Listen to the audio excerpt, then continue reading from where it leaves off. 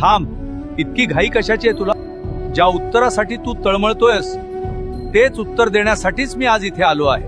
आधी तू शांत हो आणि माझ्याकडे बघ. तुला फक्त तुझे रिकामे हात दिसले, पण त्या रिकाम्या हातांनी जेव्हा जेव्हा तू माझ्या पायरीला स्पर्श केलास तेव्हा तुझ्या नशिबातले कितीतरी काटे मी उपसून काढले. हे तुला दिसलं नाही. मी तुला रिकाम्या हाताने परत पाठवलं, कारण मला तुला चिल्लर नाही द्यायची होती. मला तुझी पात्रता इतकी वाढवायची होती की त्यात माझं यश मावेल. जर मी तुला पहिल्याच दिवशी सर्व दिलं असतं तर आज तू माझ्या दारात नसतास. तुझे पाय मातीला लागावेत, तुला माणुसकी कळावी म्हणून मी तुला इतके दिवस फिरवलं.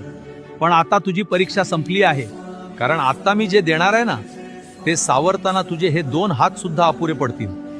धीर धर, तुला फळ गोडच मिळेल. आणि एक गोष्ट लक्षात ठेव, सदैव श्री स्वामी समर्थ नावाचा जप करत राहा. भिवू नकोस, मी तुझ्या पाठीशी आहे.